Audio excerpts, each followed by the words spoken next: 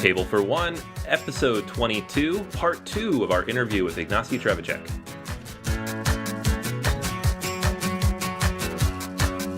Hey everybody, welcome back to Table for One. This is Episode 22, and this is going to be Part 2 of our interview with Ignacy. Last week we talked about First Martians and Robinson Crusoe, and we roped Ignacy into sticking around a little bit so we could talk about some of his other games that have been released with solo designs. So once again, this is Anthony, here with Jason. Yo, my peoples, what is up? All right, so we went ahead and recorded this interview last week. We're going to go ahead and dive into the second half of it. And Ignacy was kind enough to sit down with us even longer and talk about Imperial Settlers, Legacy, some of his other solo games and how those variants were built, and then his thoughts as a publisher and a designer on solo gaming and kind of its place in the industry, but also from a design perspective. So it was a very, very interesting conversation. We wanted to make sure we got that to you in this separate episode. So if you have any interest in how solo games are built, what the design thoughts and the business thoughts even are behind them, this will be very interesting for you. So we're going to go ahead and dive into that and pick up where we left off last week. Okay, so we wanted to, since we had you on the line, we wanted to take a little bit of time to talk about solo design in general. That's something that our community is really interested in, not only because it takes games that are normally just would sit on the shelf and all of a sudden you can play them now because you could whip them out solo. Also, we have a couple of people who like to design solo variants themselves. And we wanted to talk about it in the lens of some of your other games, so like Imperial Settlers and 51st State. So Anthony is a little bit more of a veteran. I think that let's run through a little bit about what those games are all about and how that solo works, and then we could talk about some of the design aspects of it. Yeah, so, I mean, Imperial Settlers, I've been playing when it came out, enjoyed it a lot, played it a lot, but I really got into it much more playing it solo with my son, actually, who liked to truck around all the little bits and pieces in his toy trucks. He can't play the game with me yet. But, that game, I really enjoyed it as a solo experience. I still play it, with the new factions especially coming out. And what always interested me about it is it does have this element of, this is the score you're aiming for and this is what that means. But at the same time, you are competing against that dummy player. So you have the deck that kind of emulates the actions of the opponent, kind of breaking your buildings. And you can lose regardless of score, which I always really enjoy in a solo game because it's not just get a high score and see what it is. You still have to beat the situation and then see what your score is. And then with the expansions, you've added the kind of those border factions that add a little bit more to it. So I mean, I guess what I was wondering is, you have this fully functional game. Imperial Settlers is a great, 2, 3, 4 player game. And then this solo variant that's added to it. And then in the box comes with the cards and these different rules. And then there's new bits and pieces for that come in each of the expansions. How much thought, time, and I guess design energy goes into building that? And then I guess what's the approach? What are you trying to accomplish with that solo variant for the game?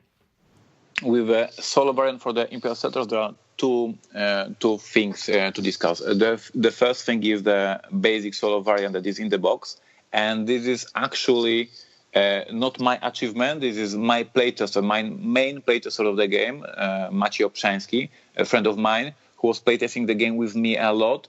At some point, he just told me, I was playing at home because I wanted to play test a couple of more cars. And suddenly I came up with this solo variant. Would you like to look at this? And I said, okay, show me. And he just showed me the ready solo variant for the game. And I said, okay, I'm taking it. And we are publishing this stuff. So it was created entirely by one of my playtesters who wanted to play more playtest sessions, but I was not there. So he just wanted to play by himself, and he invented the whole system. And of course, it was awesome opportunity to have a solo variant in the game, especially that in 2012 when we released Robinson Crusoe with the solo variant. It was the first game by Portal Games with the solo variant, and I discovered how many solo players there is on the BGG and in the community. I said, wow, this is interesting. There's so many solo players. I didn't know that. And I started to learning, and I got some hours for Robinson Crusoe for the solo variant. And since then, we were trying to have solo variants in every single game that we release, if this is possible. That's why in 2013, we spent a lot of time developing a solo variant for Legacy. And then in 2014, with the Imperial Settlers, when the playtester told me that he has working a solo variant, I said, okay, we are playtesting it and we are releasing it. So I knew it is important. But after releasing this basic solo variant into the game, created by my playtesters, we saw that so many players are posting about them playing a solo. And what I discovered, what surprised me with Imperial Settlers, so many players were practicing Imperial Settlers, then to go for some tournaments or some playing with the other buddies. So they were using solo variant to actually practice and to master the faction. And so I say, hey, there is so many people playing and mastering the factions. This is interesting. And we came up with the campaign mode for the solo variant. I don't know if you played this campaign mode. It is easy to download from our website. On your site. Yes. And it was another step, and it was a huge task to create it, because it was inspired by basically video games like Settlers and other stuff, that you actually have the borders, you have the neighbors, there may be some events in your empire, you have some achievements, you can build the technology, and we built the whole game around solo game. And it was precisely for solo players, because I know that there's so many people who enjoy playing solo, and we knew that the basic solo variant from the game is cool, but at some point you will get bored. So that's why we added so much more with the events and, as I said, the technology tree and some diplomacy rules, etc. So solo variant for Imperial Settlers, super cool stuff that started by my playtester out of the blue, actually. And because this is our policy right now, we moved it much more serious in the free expansion, the campaign, and in the paid expansions, that in every single army pack, empire pack, we added a new card for the solo variant. Is that something that you'd be open to in the future? Not just, your best friend and playtester, but other designers? Let's say Bruno Cathala wanted to say, I want to make a solo variant of Stronghold or some future release. Would you be open to that? So, like people messing under the hood of your designs? Yes. Then the numbers are super clear. There is a lot of people who play solo, and this is super interesting because I look at this from the perspective of the publisher, from the customers, because I am a businessman. I'm selling games to the customers, and people who play solo are my customers. And other gamers who don't play solo, there's of course majority of them. Most of the gamers are not playing solo. Don't treat solo gamers too seriously. I mean, they say, board games are all about the social. I don't play solo. I will never play solo. This is what we hear in the internet. But this is strange, because these people don't understand how many solo players there is.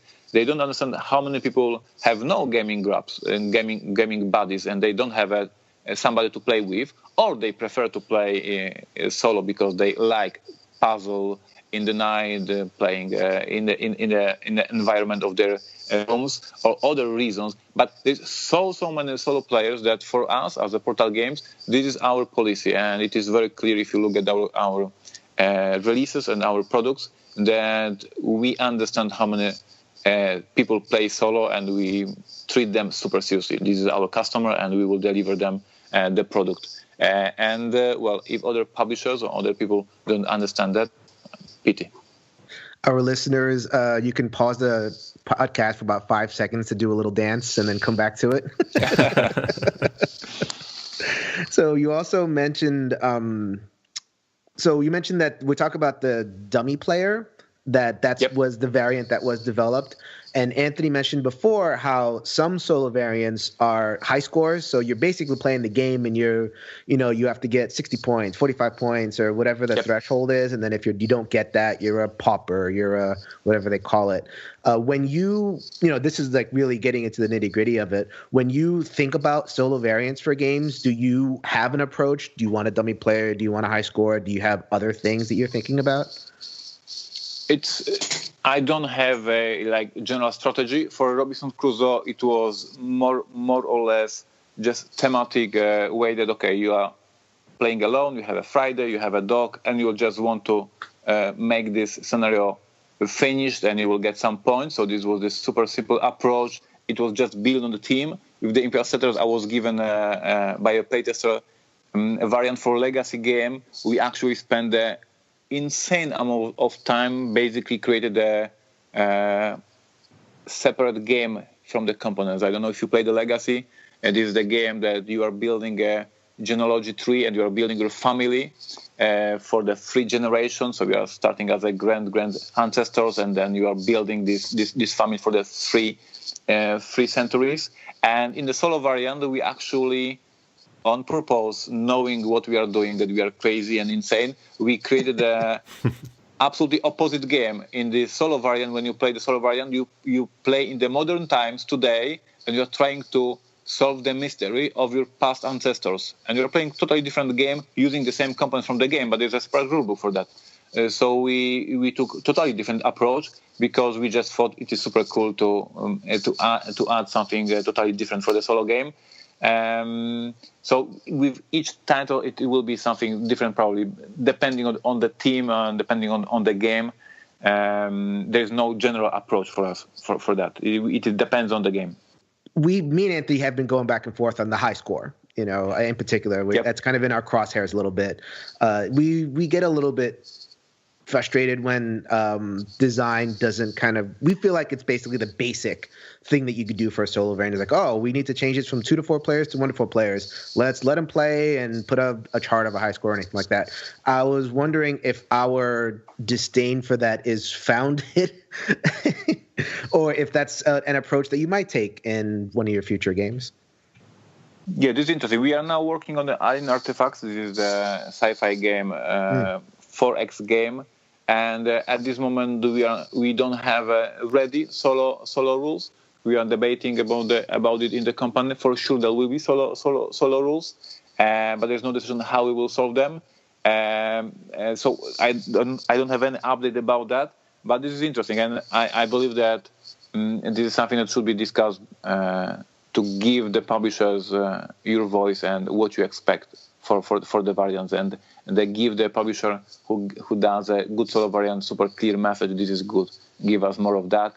And if there is something that you guys don't like, give super clear message to the publisher as well. So we understand what you expect from us. Because as we all know, the main design of the game in most cases is 2 to 4 players. Yes, 2 to 4 players is the most playtesting that is done, and solo variants are always a variant. We have to understand that, and we have to know that for the average game, the solo variant is a variant. Yes, and now we creating the solo variants. The more knowledge we have, the more knowledge we know about what are your expectations, the better variants we can do. At this moment, for the Portal games, I know that the solo variant is super important. I know there is a great customer base that will buy my games and enjoy them if I put this solo variant. So I'm doing that.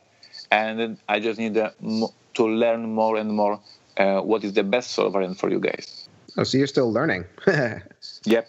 I mean, do you have any advice for people who are designing their own variants of games? So let's say Stronghold, for instance, is a 2-player game, asymmetric, and someone wants to go in and say, oh, I just want to practice with one faction and I want to automate the other faction, just as an example. But do you have any advice for people who are want to design their own solo variants?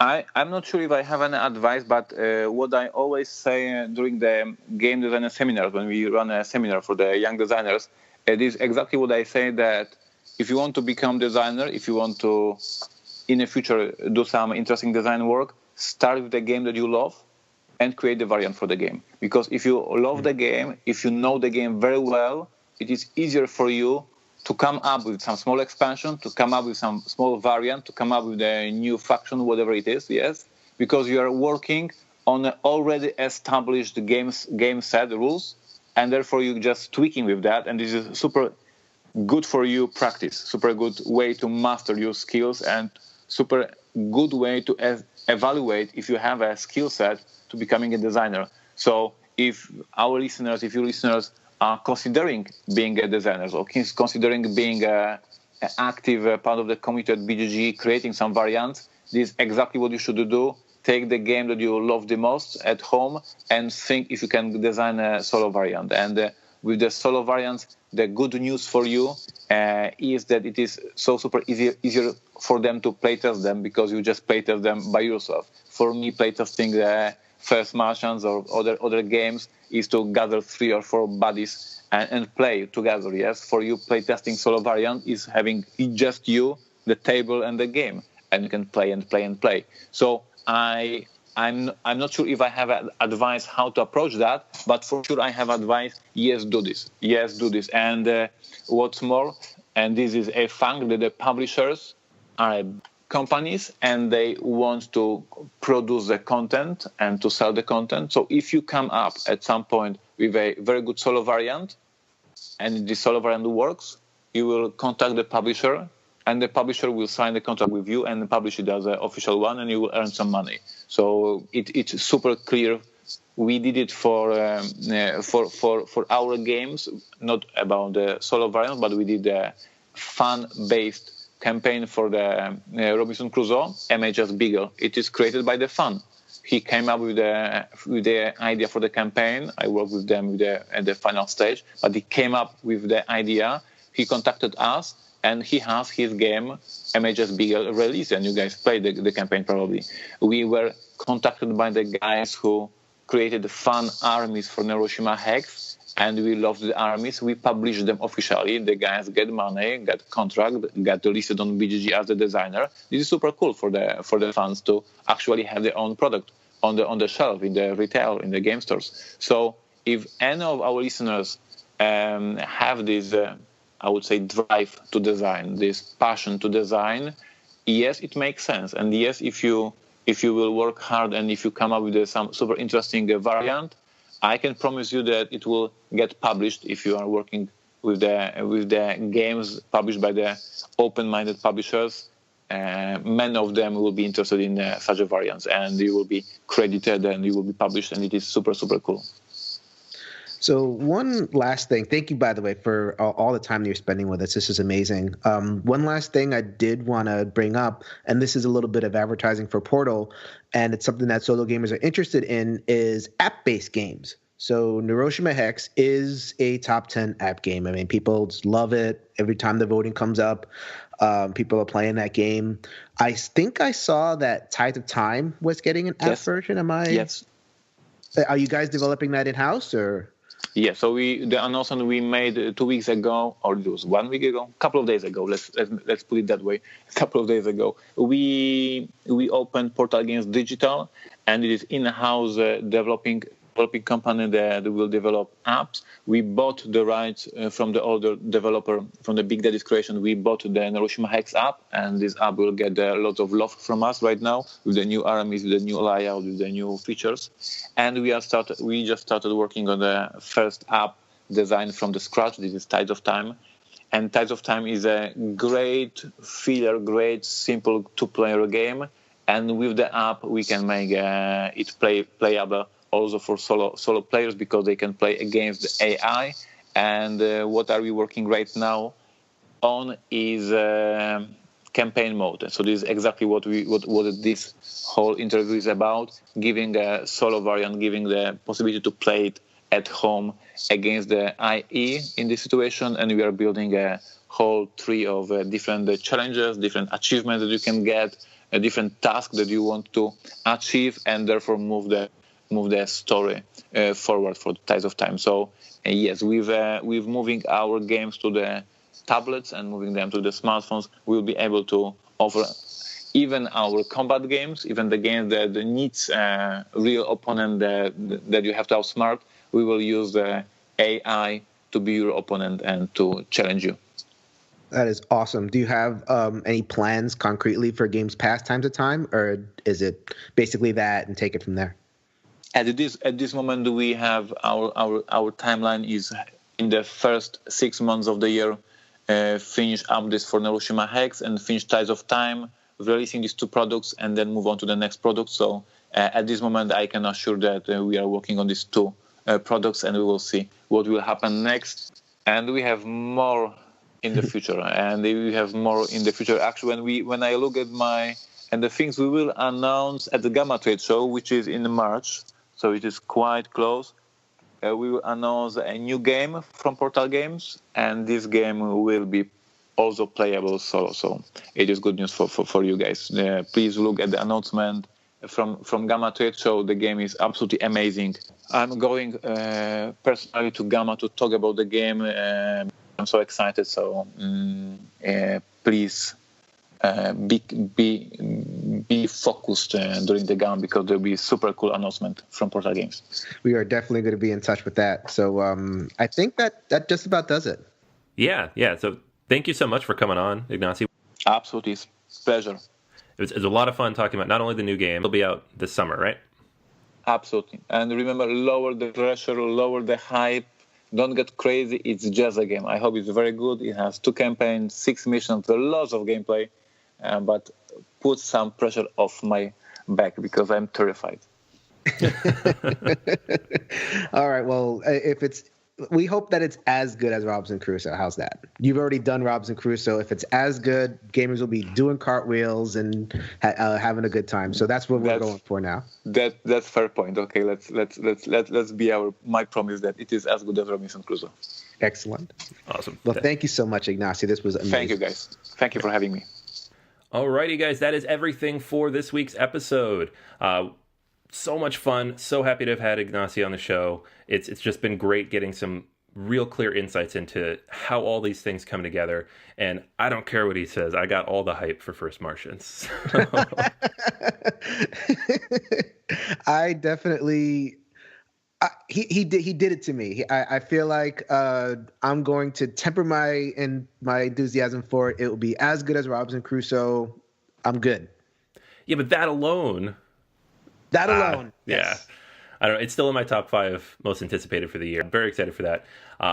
And if you didn't listen to last week's episode, make sure you check that out. We talked to Ignacy about First Martians and Robinson Crusoe. The fantastic 30-plus minute interview about all of that. You can check that out on BoardGamersAnonymous.com or on the Board Game Geek Guild 1735. All this stuff is also posted on Facebook, post there every day, as well as Twitter. And of course, if you haven't had a chance yet, hit us up on iTunes or the Google Play Store. Leave us a quick review and 5 stars. We'd love that. Helps other people find the podcast. And then we can prove to Ignacy and the other publishers just how many solo gamers there are out there and listening and discussing and craving these games and their variants. But that's going to be everything for this week. Until next time, we'll save you a seat at this table for one. Later, everybody.